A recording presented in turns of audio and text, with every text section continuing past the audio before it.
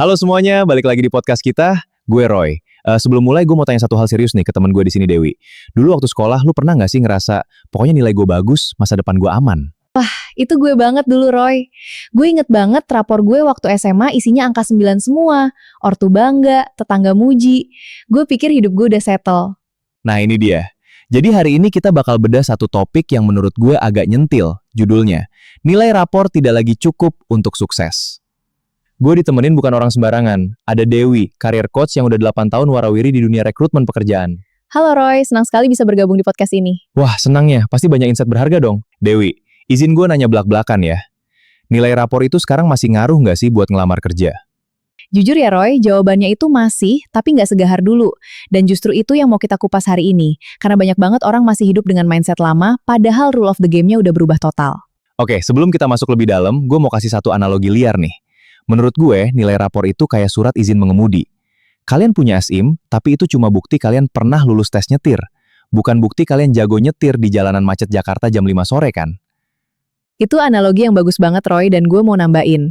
Perusahaan sekarang itu nyari orang yang udah kena macet, bukan yang cuma punya SIM-nya doang. Nah, itu yang bakal kita bahas detail hari ini. Oke, siap. Jadi buat kalian yang lagi dengerin sambil rebahan, sambil di kosan, atau lagi di perjalanan kerja, stay tune, karena beberapa menit ke depan bisa jadi paling worth it buat masa depan karir kalian. Dewi, gue mau mulai dari pertanyaan paling basic dulu deh. Sebenarnya, kenapa sih sekarang nilai rapor itu kayak udah nggak sesakti dulu? Ada 3 hal besar yang berubah. Pertama, dunia kerja sekarang itu bergerak jauh lebih cepat dari kurikulum sekolah. Skill yang lo pelajari di semester 1 bisa jadi udah ketinggalan pas lo lulus 4 tahun kemudian. Jadi perusahaan nggak bisa lagi cuma percaya sama nilai yang notabene ngukur hal-hal yang sifatnya statis.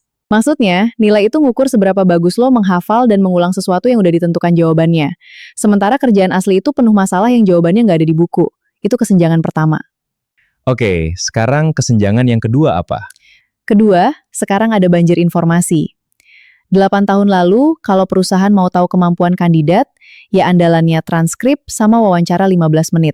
Sekarang, ada portofolio, ada LinkedIn, ada GitHub buat yang IT, ada konten TikTok yang nunjukin cara mikir orang. Rekruter punya jauh lebih banyak data buat menilai loh selain angka di kertas. Wah, iya bener juga. Sekarang kayak semua orang punya jejak digital yang jauh lebih jujur dibanding nilai di rapor. Nah, itu dia istilahnya bagus, jejak digital. Itu yang ketiga sebenarnya, lebih ke arah pergeseran kepercayaan. Dulu orang percaya sama institusi, kalau lulusan kampus A dengan IPK tinggi otomatis dianggap kompeten. Sekarang, orang lebih percaya sama bukti konkret. Itu pergeseran dari trust by credential ke trust by evidence. Trust by evidence. Wah, keren tuh istilahnya. Boleh dicatat nih. Boleh, gratis kok itu.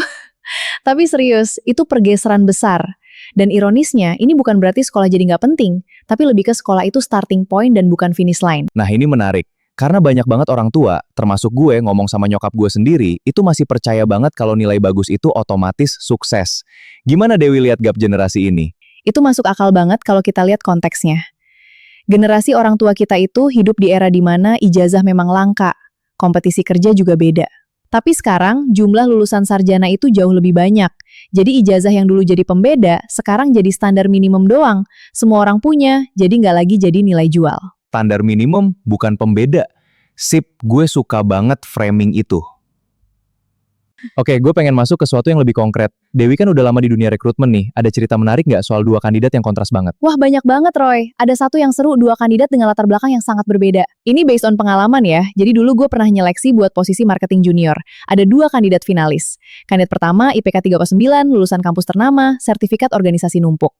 Kandidat kedua IPK-nya 3,1 dari kampus yang biasa aja. Tapi pas gue liat portofolionya, dia punya akun Instagram kecil-kecilan yang dia kelola sendiri buat jualan produk UMKM temennya. Dari 0 follower sampai lumayan banyak engagement-nya. Selain itu dia bisa cerita detail. Ini strategi gue, ini yang gagal, ini yang gue ubah. Nah loh, terus siapa yang menang? Kandidat kedua. Dan ini bukan karena kami anti nilai bagus ya, tapi karena dia bisa nunjukin satu hal yang nilai nggak bisa nunjukin. Proses berpikir di dunia nyata. Aku pernah gagal, pernah dimarahin algoritma, pernah harus mikir ulang strategi, itu pengalaman yang langsung relevan dengan kerjaan. Wah, jadi bukan soal nilai jelek itu bagus ya, tapi soal apa yang ada di balik nilai itu. Jadi gini, bayangin kalau rapor kita itu bukan cuma matematika dan bahasa, tapi ada kolom-kolom baru kayak konsistensi, adaptasi, resiliensi, kemampuan recovery setelah gagal, sampai indeks rasa ingin tahu. Indeks rasa ingin tahu, itu beneran bisa diukur?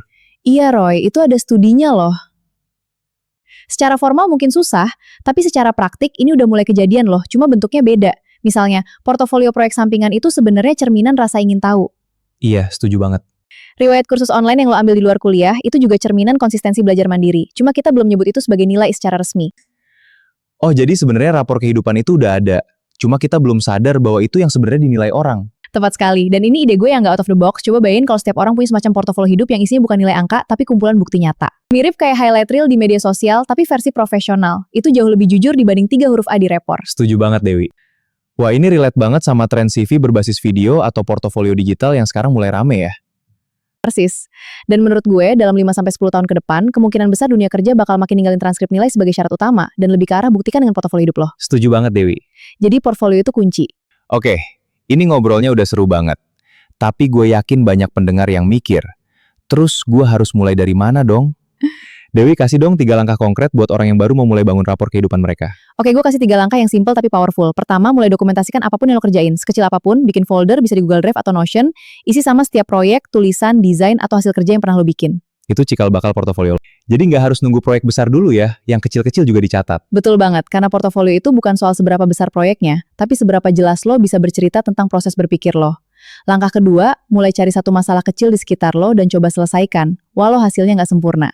Misalnya bikin Instagram buat UMKM tetangga, bikin spreadsheet buat ngatur keuangan organisasi kampus. Iya betul, intinya itu pengalaman nyata, walau skalanya kecil. Berarti intinya nyari pengalaman nyata walau skalanya kecil begitu. Persis Roy, itu kuncinya. Dan langkah ketiga, ini yang sering dilewatin orang. Belajar cerita ulang pengalaman lo dengan bahasa yang menunjukkan dampak, bukan cuma tugas. Jadi daripada bilang saya bertugas mengelola Instagram, lu bilang saya berhasil menaikkan engagement sebesar sekian persen dengan strategi konten tertentu. Wah, ini PR banget buat banyak orang termasuk gue kayaknya. Kita sering nggak pede padahal yang kita kerjain sebenarnya keren. Nah ini juga satu hal lagi yang penting, jangan tunggu sampai merasa cukup hebat baru mulai dokumentasi. Mulai dari sekarang sekecil apapun progresnya, karena portofolio itu kayak otot, makin sering dilatih makin kelihatan bentuknya. Portofolio kayak otot. Sip, ini quote of the day nih buat caption nanti. Ini serius Roy, intinya konsisten kecil-kecilan jauh lebih powerful daripada nunggu momen besar yang belum tentu datang. Betul. Oke, sebelum kita tutup, gue mau rangkum dikit nih dari ngobrol panjang kita. Jadi intinya, nilai rapor itu bukan musuh, tapi dia juga bukan lagi tiket emas otomatis ke kesuksesan. Yang sekarang lebih dicari itu bukti nyata, portofolio, dan kemampuan belajar dari kegagalan. Wah, mantap Deo. Jadi buat kalian yang dengerin episode ini sampai habis, gue mau kasih satu tantangan kecil. Malam ini, coba buka HP atau laptop, terus mulai bikin satu folder portofolio. Nggak usah sempurna, yang penting mulai. Iya, setuju banget. Dan kalau kalian punya cerita soal pengalaman nilai versus skill ini, share dong di kolom komentar. Kita penasaran banget sama cerita kalian masing-masing. Yap, jangan lupa juga follow dan subscribe biar nggak ketinggalan episode berikutnya, karena minggu depan kita bakal bahas topik yang nggak kalah seru. Makasih banyak Dewi udah nemenin ngobrol hari ini. Makasih juga Roy, seneng banget bisa ngobrol bareng hari ini. Oke guys, sampai ketemu di episode berikutnya. Tetap belajar, tetap mencoba, dan ingat, rapor boleh selesai, tapi belajar kalian nggak boleh berhenti. Tetap semangat. Di sudut ruang maya yang kasat mata, ide-ide mengalir dari kisah nyata dan peristiwa.